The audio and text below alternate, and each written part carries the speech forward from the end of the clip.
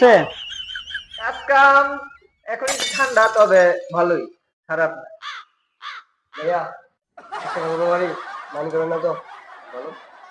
3 দিন ধরে ভাই একটু পারবো না, কিছু টাকা হবে?